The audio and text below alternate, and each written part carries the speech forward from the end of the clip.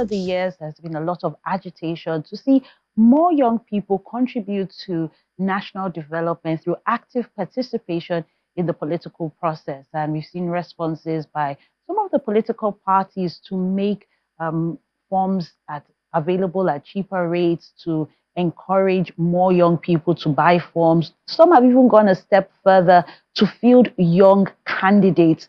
And we've even seen the government at state and federal level appoint some young people into very prominent positions, whether as heads of agencies, ministries, or even ministerial positions. Now, questions still continue to come up on how effective are these young leaders in politics? What is hindering sometimes their successes? And what can be done to ensure that more young people are able to be a part of the political process? Now, joining me for this conversation is Opeyemi Oke, who is a public analyst. Welcome to Rubbin'minds. Thank you for having me. And we also have Femi Emmanuel, who's a social commentator. Glad to have you on Rubbin'minds. Thank you for having me. So I'll start with Opeyemi, and I just want you to make a case. A lot of times, the older politicians will say, okay, you want young people in politics. Why? What's so important? What do they bring to the table that an older politician doesn't have? What's the case for having young people serve in government? I mean, thank you very much. Young people, I mean, for a country that has a population of over 60% young people under the age of 18, and I mean, if you look at us at the continent as well, we're a very young continent in terms of demography. So the young people bring the energy, they bring the innovation, and of course they are, they become, strategic partners in designing a future, both for themselves that they're going to be a part of, and of course for the generation to come. So there is a much more like a deep bench, like a proper transitioning system of government, not of the existing corrupt government that we have, or of course corruption we have within the system right now. But of course we see that the involvement of young people, we have better access to education, you have innovation, we have the energy, we have the vigor. At the core of the success of any government today, even in Nigeria as it stands, if you look at the back end, you will see a lot of young people strategizing, strong young people, at the core of they are the brain box of the government. So why not give, the platform for them to also learn through the ropes so that we can have a smoother transition into the development we want to see, from generation to generation. So I think that it's critical. It is very important for us to have young people be involved in designing policies or in building the future that they are going to be a part of, and of course for their children as well. Femi, I see you nodding your head. You agree? Are there other points for young people to play an active role in the political process? I agree with my friend and brother Opeyemi. What I would love to add again is I think the major reason why in the continent at the moment there's a clamor for younger people to be active in leadership and politics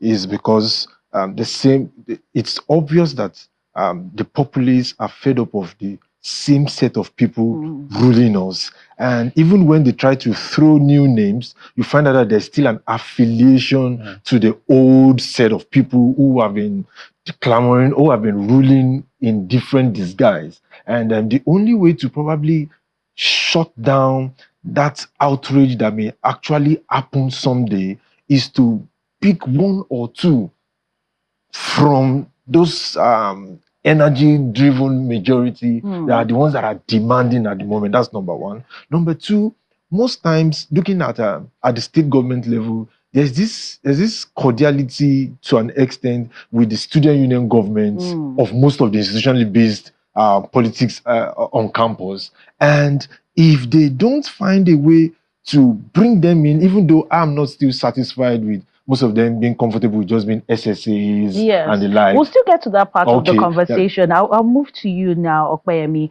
And you've already touched on it. Thank you, Femi. My next question, which are some of the specific challenges that young politicians face, like you attributed like some form of godmotherism, someone playing actively behind the scenes, and just a few young people that actually make it.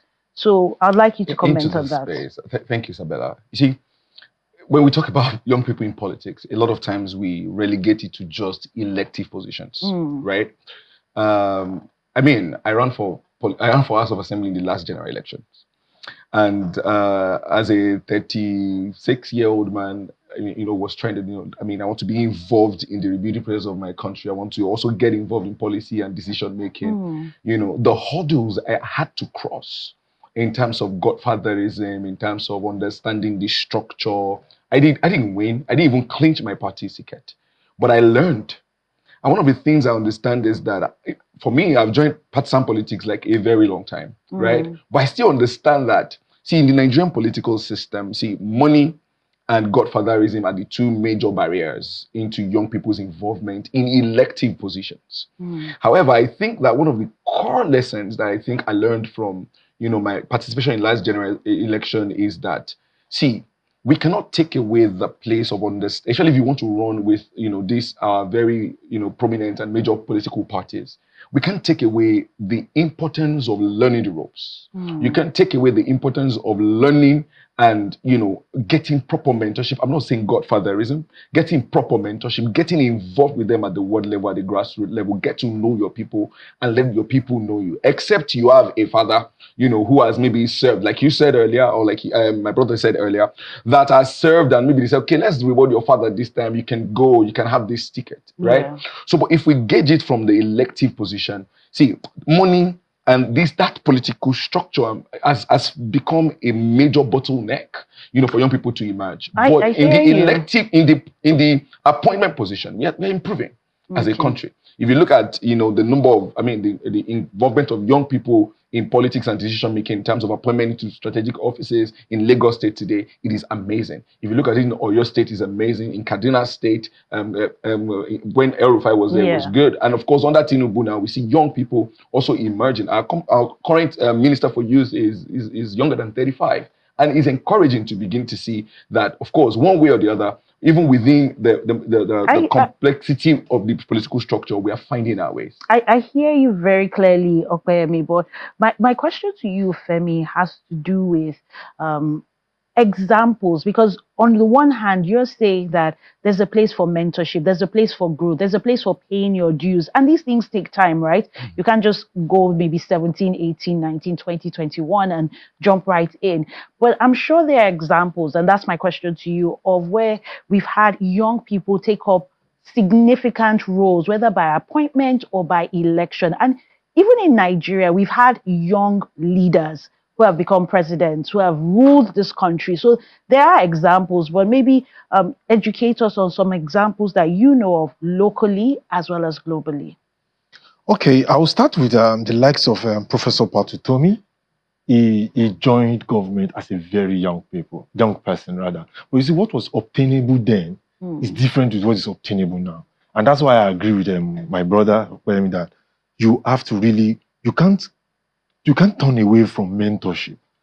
Some people call it godfatherism, but you see, there's a structure. And it is difficult to actually climb up if you don't really belong to that structure. I'll give you a good instance. Bello El Rufai's son is doing well in the House of Representatives.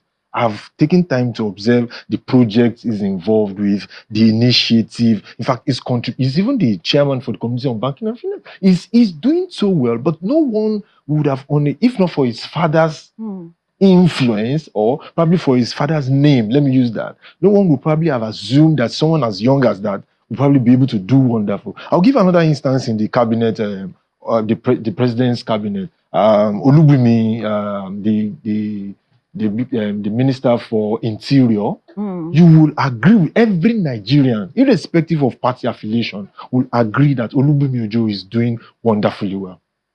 So, okay, I'll move to you, Opeyemi, and I want to go back to your experience, because it's obvious that your father is not a politician or your grandfather is not a politician. You don't have a name that you can go and use to your advantage. So what happens to young people like you that want to run for office? Young people like you that want to be appointed into these roles that don't have the political connections, don't have political mentors or godfathers, godmothers, whatever you call them. People that just have a heart for nation building and for Nigeria. My father actually, funny enough, is a politician. I mean, was even my party's chairman for a long time. So your You father know, was a oh, I mean, politician, a and you politician, couldn't and yet I use couldn't that. even use the influence to clinch Interesting. the ticket Wow. because in my party I belong to. Okay, in my party, there is a structure of growth. There is a structure of the way they call it. They say, go and join queue. That's the way it is. They tell you go and join queue, go and learn through the ropes, right? In a way, it stifles the level of the quality of leadership that we are able to produce when we are looking beyond when we're not looking beyond our set rules within the party structure to start looking for people that are innovative and are passionate to deliver good governance to the people, right? However, one of the things I tell people, one of the things I learned from my own experience is that if you want to go into elective political office, start early. All right, start early. Let the people know you. The people knew my father. Of course, they knew me. I was a party volunteer at 18, right? I joined political party in 1999, right?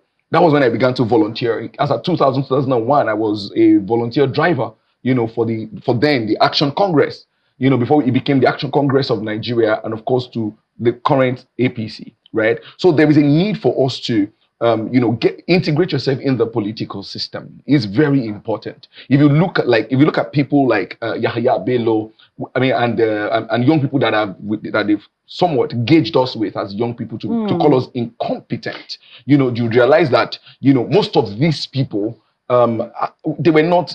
I would say they were accidental leaders, but there are people who are so passionate, who are about nation building. What I can advise is 2027 is coming. Even if you have not started, you are late. You need to actually get back, learn through the ropes, submit yourself to the party structure. Let them know you at the ward level, and of course, let your leaders know you, and you'll be surprised. And It's interesting that you mentioned Yahya Bello, Yeah. and it's important that we balance this conversation because there are young people who have gotten into government, and sometimes we have seen something that is not desirable. For example, you also have what happened during the week, the issue with the rep member and the driver of a ride-hailing app.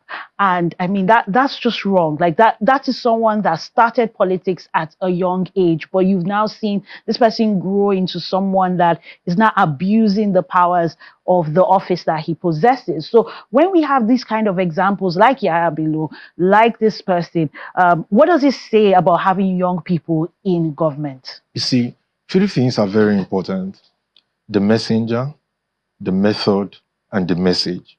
Now, the messenger is who Nigerians criticize the most. That is who is running for office or who is probably in office, like the Yahya Bello and this other honorable from the House of Representatives that you just mentioned. That probably I will mention more. Dimeji Bankole from Ogun State, who was speaker, was probably 38 as at then. I can mention more names of young people that make so many people feel that even if they give more of us opportunities, we may not. But the point is this: the messenger, the message, and the method. Now, you see, the messenger, we all have our flaws as human.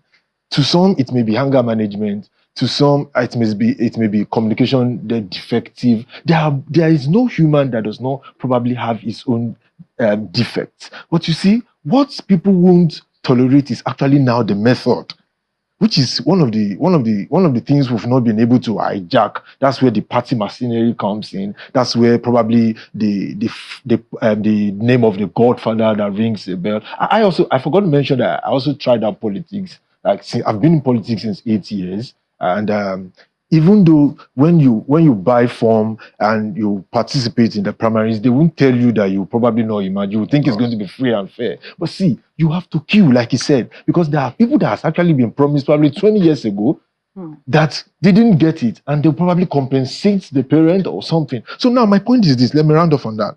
I talked about the messenger, I talked about the method, and I talked about the message. Everyone always have a message of hope, which is probably their manifesto. And in Nigeria right now, it's probably too difficult to believe anyone because of your message only. But you see, the messenger himself, which now has to do with how he talked about volunteering, how much of your ability to actually enhance resources, strategic thinking, strategic partnership. Some of us didn't know about this earlier enough. Okay, my final question will be to you, Okoyemi. about the need for real democracy at a party level. Because if you're not going to allow this person to win or to participate in a free and fair election at the primaries, why are you selling them a form? You see, that's why it is democracy, right? I agree that there needs to be improved internal party democracies across all political parties. There has to be, no doubt about that. However, I'd like to also say, as we see the likes of Yahya Bello and every other people, or the young person that has failed in their capacity, I think it is high time we also started spotlighting some of these young people that are doing incredibly well. You can see the work this lady, the Commissioner for Agriculture in Lagos State, is doing, Olusoya Busola. You can see the work Mobolaji Bankole, Mukola Ogunlende, the current Commissioner for Youth of Lagos State, is doing. I'm privileged to be close to the Federal House of Representatives based on policy advisory. I go into the room, I see young people in their 30s. I see Ceci Winga of Badagry. I see Mukhtar Shagaya of Kwara State. I see the son of Akala, LMJ. I see them in the room. I see the quality of conversations they're having. I see the quality of bills they are presenting. And I'm impressed, for the future. Yes. However, sorry, Okoyemi, I have to come in there because that's all we can take. We're now out of time. Thank you, Okoyemi Oke and Femi Emmanuel, for your contributions on Rubbin'minds. Thank you very much, Isabella. Thank you for having us. We'll go on a quick break. Stay with us.